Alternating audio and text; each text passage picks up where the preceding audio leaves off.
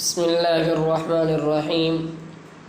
قریش کے کچھ آدمیوں نے رکانہ پہلوان کو اکسایا ہے کہ وہ رسول خدا صلی اللہ علیہ وسلم کو کشتی کے لیے للکارے، لیکن وہ نہیں مان رہا تھا۔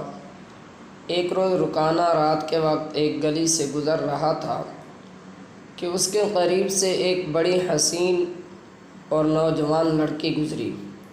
چاندنی رات میں لڑکی نے رکانہ کو پہچان لیا اور مسکرائی۔ رکانہ وحشی تھا، وہ رک گیا اور لڑکی کا راستہ روک لیا۔ کیا تم جانتی ہو کہ عورت مرد کی طرف دیکھ کر مسکراتی ہے تو اس کا مطلب کیا ہوتا ہے؟ رکانہ پہلوان نے پوچھا، کون ہو تم؟ اس کا مطلب یہ ہوتا ہے کہ عورت اس مرد کو چاہتی ہے۔ اس نوجوان لڑکی نے جواب دیا، میں سبت بنت ارمن ہوں۔ وہ ارمن یہودی کی بیٹی، رکانہ نے کہا، اور لڑکی کے کندھوں پر ہاتھ رکھ کر اسے اپنے قریب کر کے بولا، کیا میرا جسم تجھے اتنا اچھا لگتا ہے؟ اور کیا میری طاقت؟ تمہاری طاقت نے مجھے مایوس کر دیا ہے۔ سبت نے پیچھے ہٹتے ہوئے کہا، تم اپنے بھتیجے محمد سے ڈرتے ہو؟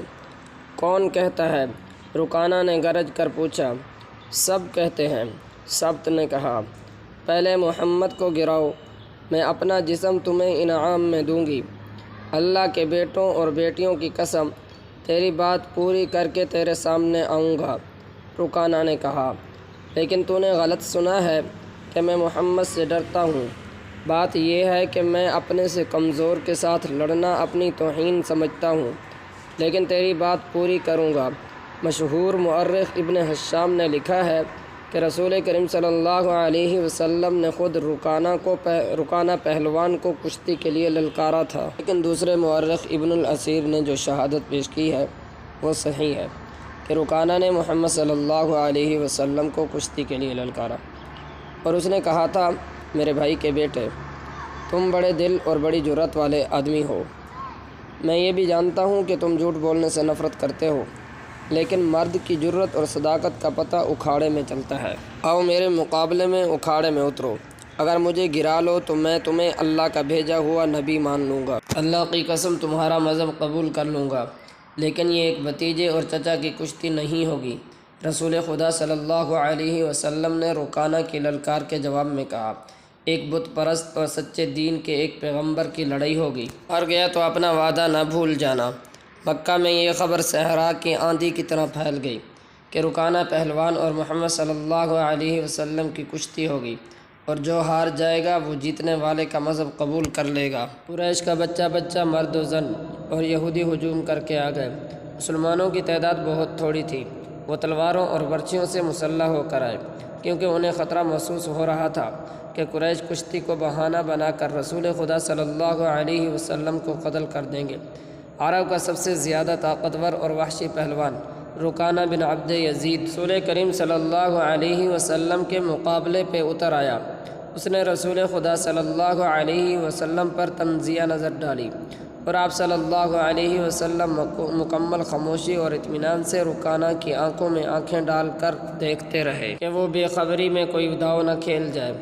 رکانہ آپ صلی اللہ علیہ وسلم کے ارد گرد یوں گھوما جیسے شیر اپنے شکار کے ارد گرد گھوم گیا ہو اور اب اسے کھا جائے گا۔ ہجوم رسول اکرم صلی اللہ علیہ وسلم کا مذاق اڑا رہا تھا۔ مسلمان خاموش تھے، وہ دل ہی دل میں اللہ کو یاد کر رہے تھے۔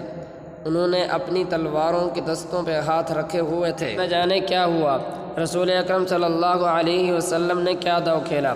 ابن الاسیر کہتا ہے کہ آپ صلی اللہ علیہ وسلم نے رکانہ کو اٹھا کر زمین پر پٹخ دیا۔ رکانہ زخمی شیر کی طرح اٹھا اور غرا کر آپ صلی اللہ علیہ وسلم پر حملہ آور ہوا۔ آپ صلی اللہ علیہ وسلم نے پھر وہی داؤ کھیلا اور اسے پٹخ دیا۔ وہ اٹھا تو آپ صلی اللہ علیہ وسلم نے اسے تیسری بار پٹخا۔ بھاری بھرکم جسم 3 بار پٹخا گیا تو کشتی جاری رکھنے کے قابل نہ رہا۔ رکانہ سر جھکا کر اکھاڑے سے نکل گیا۔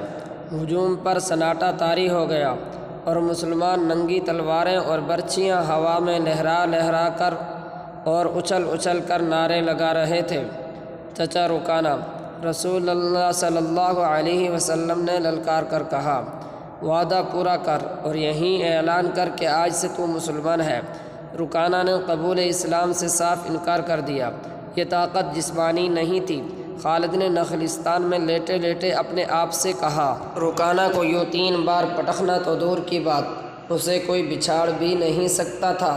رسول اکرم صلی اللہ علیہ وسلم کا تصور خالد کے ذہن میں نکھر آیا۔ وہ آپ صلی اللہ علیہ وسلم کو اچھی طرح سے جانتا تھا، لیکن اب وہ محسوس کر رہا تھا جیسے وہ محمد صلی اللہ علیہ وسلم کوئی اور تھے جنہیں وہ بچپن سے جانتا تھا۔ اس کے بعد آپ صلی اللہ علیہ وسلم نے جو رخ اختیار کیا تھا، اس میں خالد آپ صلی اللہ علیہ وسلم کو نہیں پہچانتا تھا۔ نبوت کے دعوے کے بعد خالد کی آپ صلی اللہ علیہ وسلم کے ساتھ بول چال بند ہو گئی تھی۔ وہ آپ صلی اللہ علیہ وسلم کے ساتھ 2 ہاتھ کرنا چاہتا تھا، لیکن وہ رکانہ کی طرح پہلوان نہیں تھا۔ وہ میدان جنگ میں لڑنے والا اور لڑنے والوں کی قیادت کرنے والا جنگجو تھا، لیکن اس وقت مسلمان فوج کی صورت میں لڑنے کے قابل نہیں تھی۔ جب مسلمان فوج کی صورت میں لڑنے کے قابل ہوئے اور قریش کے ساتھ ان کا پہلا معرکہ ہوا، اس وقت خالد کے لیے ایسے حالات پیدا ہو گئے تھے کہ وہ اس معرکے میں شامل نہیں ہو سکا تھا۔ اسے بہت افسوس تھا۔ یہ معرکہ بدر کا تھا، جس میں 313 مجاہدین اسلام نے 1000 قریش کو شکست دی تھی۔ خالد دانت پیستا رہ گیا تھا، لیکن اس روز جب وہ اس نخلستان میں لیٹا ہوا تھا، اسے خیال آیا کہ 313 نے 1000 کو کس طرح شکست دے دی۔ ناظرین کرام، قسط وار یہ سلسلہ پڑھنے کے لیے ہمارے چینل کو سبسکرائب کیجیے۔ شکریہ۔